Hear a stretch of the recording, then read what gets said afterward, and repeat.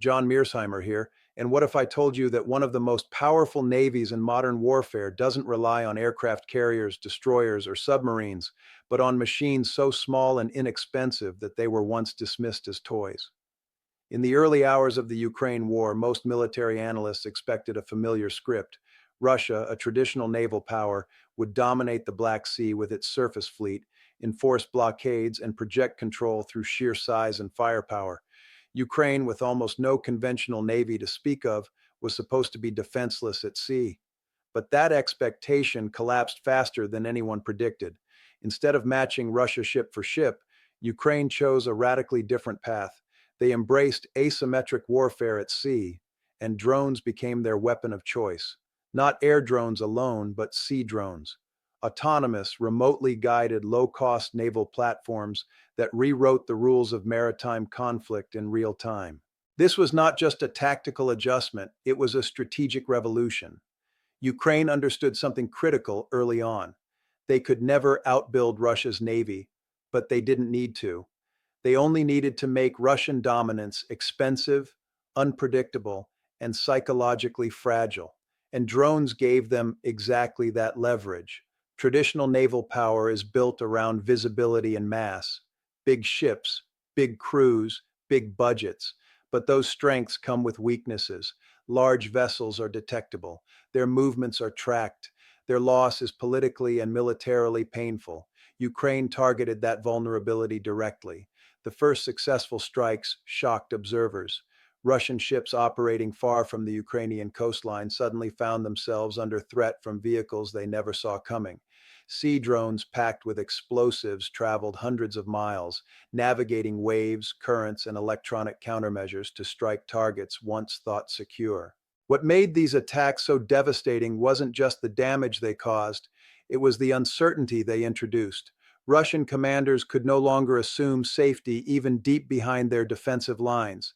Every port, every patrol route, every anchorage became a potential kill zone. This forced Russia into a reactive posture. Instead of projecting power outward, the Black Sea Fleet began reallocating resources inward, defending harbors, relocating assets, reinforcing barriers, and dispersing ships. That shift alone represented a strategic success for Ukraine. Naval warfare has always been about control of space. Ukraine didn't seize control with ships, they denied control with drones. And the economics of this strategy matter. A single Ukrainian sea drone costs a fraction of a Russian warship. Even forcing a high-value vessel to retreat, delay operations, or increase defensive spending counts as a win. Asymmetric warfare thrives on cost imbalance, and Ukraine exploited it with precision. But this wasn't improvisation, it was adaptation under pressure. Ukraine's drone navy evolved rapidly. Early models were crude, limited range, basic guidance, vulnerable to jamming. But iteration came fast. Each mission generated data. Each failure refined the next design. Payloads increased. Navigation improved. Coordination with intelligence assets became tighter. Soon, drone operations were synchronized with satellite imagery, signals intelligence, and real-time battlefield awareness. This wasn't a swarm of random machines. It was an integrated system. Russia, meanwhile, struggled to respond effectively. Traditional naval defenses are optimized for missiles, aircraft, and submarines, not low-profile surface drones hugging the waterline. Radar systems missed them. Defensive fire often came too late, and electronic warfare, while effective in some cases, was inconsistent. The result was a persistent vulnerability. Even when drones didn't hit their targets, they forced constant alertness. Crews stayed tense, ports added barriers, patrol schedules changed. Every alarm carried the possibility of another strike. Over time, that kind of stress degrades operational effectiveness. This is where psychology intersects with strategy. Warfare is not only about destruction, it's about decision-making under pressure. Ukraine's drone navy didn't need to sink every ship. It only needed to disrupt Russia's confidence in maritime dominance. And it worked. Russia quietly repositioned major naval assets farther from contested waters. Some ships retreated to ports previously considered rear areas. Others limited their operational tempo. The Black Sea, once assumed to be a Russian-controlled environment, became contested in ways few predicted. This had ripple effects beyond naval operations. Logistics were affected, amphibious assault plans were constrained, coastal missile deployments had to be rethought, even diplomatic signaling changed as the image of uncontested Russian sea power eroded. What we're witnessing here is a shift in how smaller states can challenge larger ones. Ukraine didn't break naval theory. They exposed its blind spots. For decades, maritime power emphasized platforms over networks. Drones flipped that logic. The platform became expendable. The network became decisive. Lose a drone, launch another. Lose a ship, lose months or years of capability. This asymmetry is brutal and effective. The United States military has studied these developments closely. So have China, Iran, and other actors with asymmetric ambitions. Ukraine's experience demonstrates that control of the seas no longer belongs exclusively to nations with massive fleets. It belongs to those who can integrate technology, intelligence, and adaptability faster than their opponent. And this raises uncomfortable questions for established naval powers. If a country without a traditional navy can deny access to a major maritime force, what does that mean for future conflicts? How do aircraft carriers operate in environments saturated with autonomous threats? How do navies defend against systems that cost less than their defensive missiles? Ukraine didn't just challenge Russia, it challenged assumptions embedded in global military planning. There's another layer to this story: innovation under constraint. Ukraine's drone navy was built while under constant attack, limited resources, and external pressure. That environment forced efficiency, no bureaucracy, no decade-long procurement cycles, just rapid design, deployment, feedback, and revision. In contrast, large militaries often struggle with speed. Their systems are powerful but slow to adapt. Ukraine's advantage wasn't technology alone, it was decision-making velocity. This is a lesson the United States understands well, but implementing it at scale is another matter entirely. As this war continues, the drone navy will keep evolving. Better autonomy, smarter coordination, longer endurance. The question is no longer whether drones belong at sea, but whether any navy can afford to ignore them. Russia couldn't counter this threat decisively, not because it lacked resources, but because it was fighting yesterday's naval war against tomorrow's weapons. And Ukraine proved that in modern conflict, innovation can compensate for imbalance, sometimes decisively. This is only the first chapter of a much larger transformation in warfare. The age of uncontested naval dominance is fading. In its place is a world where small, smart, and networked systems can challenge even the largest fleets. If you found this analysis valuable, like the video, subscribe to the channel and share it with others who want to understand how modern warfare is really changing. To understand why Ukraine's drone navy worked so effectively, we need to look beyond the hardware and focus on doctrine, decision-making, and timing. This wasn't just a technological surprise, it was a strategic mismatch that Russia struggled to correct. Russia entered the war with a navy structured for deterrence, power projection, and symbolic dominance. Large surface ships, layered command structures, and centralized control worked well in peacetime signaling and traditional conflicts, but they were poorly suited for a battlefield where threats emerged suddenly, cheaply, and without warning. Ukraine exploited that rigidity. Drone operations didn't require long approval chains. Targets could be selected quickly, missions launched rapidly, and tactics adjusted almost immediately. This compressed decision cycles to the point where Russian responses were often too slow or misaligned with the threat. In warfare, speed of adaptation can matter more than raw power. Ukraine demonstrated that clearly.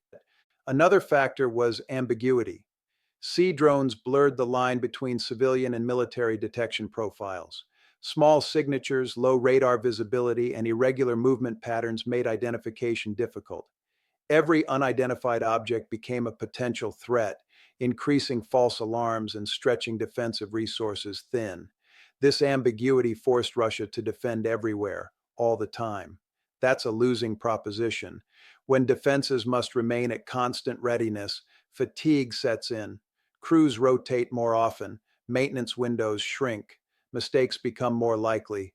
Ukraine didn't need perfect success rates, only persistence, and persistence reshaped strategy. Russia responded with physical barriers, patrol boats, helicopters, and electronic warfare. Some measures worked temporarily, but each fix addressed symptoms, not the underlying problem. The cost curve still favored Ukraine. Every new Russian defensive layer required funding, manpower, and coordination. Every Ukrainian drone required relatively little by comparison. This imbalance is central to asymmetric warfare. It's not about winning every engagement, it's about forcing the opponent into inefficient choices. Over time, the Black Sea ceased to be a stable operating environment for Russia. Even when no attacks occurred, the possibility of attacks shaped behavior. Ships altered routes, ports changed schedules, missions were delayed or canceled. That is strategic effect without constant kinetic action. There's also an information dimension here. Each successful strike reverberated far beyond the immediate damage. Images, videos, and reports circulated globally. Perception matters in international politics. A navy perceived as vulnerable loses deterrent credibility. Ukraine understood that narrative warfare amplifies physical warfare. For the United States, this has serious implications. American naval doctrine relies heavily on freedom of movement, forward presence, and escalation control. But what happens when low-cost autonomous systems can challenge that presence without triggering traditional thresholds of war? Ukraine's drones didn't provoke massive retaliation because they operated in a gray zone, below the level that justifies dramatic escalation, but above the level that can be ignored. This gray zone is where future conflicts are likely to unfold. Navies are designed for clarity. Identify the threat, respond decisively. Drones create ambiguity. Who launched it? From where? Is it a single event or the beginning of a campaign? Ukraine used that ambiguity to its advantage. Another overlooked aspect is resilience. Ukraine accepted losses as part of the strategy. Drones were expected to fail, be intercepted, or malfunction. But failure didn't halt the program, it informed the next iteration. Traditional naval losses are different. Losing a ship is a strategic event. It changes calculations, it attracts political scrutiny, it restricts options. Ukraine's willingness to absorb attrition without strategic paralysis was a major advantage. This model aligns closely with modern software development. Test, fail, adapt, deploy again. Warfare is increasingly following the same logic. Russia, by contrast, was constrained by legacy systems and institutional inertia. Adjustments required approvals, retraining, and reallocation. Those processes are slow, even in wartime. The result was a widening adaptation gap. What's important to understand is that Ukraine's drone navy didn't replace conventional forces, it complemented them. Coastal missiles, intelligence operations, and drones worked together. Each element reinforced the others. This integration multiplied effectiveness. A drone strike wasn't isolated, it was part of a broader system designed to deny access, disrupt planning, and impose costs. That systems level thinking is what made the strategy sustainable. Looking forward, the implications are clear. Sea control is no longer binary. It's no longer about who has more ships. It's about who can make contested environments unmanageable for the other side. Ukraine made the Black Sea unpredictable, and unpredictability favors the defender. For the United States, allies, and rivals alike, this raises uncomfortable questions. Can large navies remain dominant without radically rethinking defense against autonomous threats? Can escalation be controlled when attribution becomes murky? Can deterrence survive when low-cost systems undermine high-value platforms?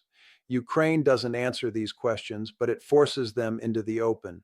This conflict is accelerating trends that were already underway: autonomy, decentralization, cost asymmetry, network-centric warfare. Ukraine didn't invent these ideas, it operationalized them under fire, and that matters. Military theory evolves slowly until war forces change. Ukraine's drone navy is one of those forcing functions. It has shown that innovation doesn't belong exclusively to great powers. It belongs to those willing to adapt fastest. Russia couldn't counter this effectively because it underestimated the strategic impact of small systems operating at scale. That miscalculation reshaped the naval balance in the region. The lesson is not that drones make navies obsolete.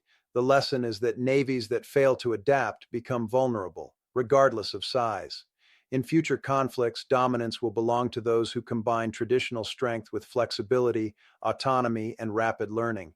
Ukraine showed what happens when that combination is used intelligently. This isn't the end of naval warfare, it's a transition, and those transitions tend to favor innovators over incumbents. If you found this analysis useful, like the video, subscribe to the channel, and share it with others who want a clearer understanding of how modern warfare is changing.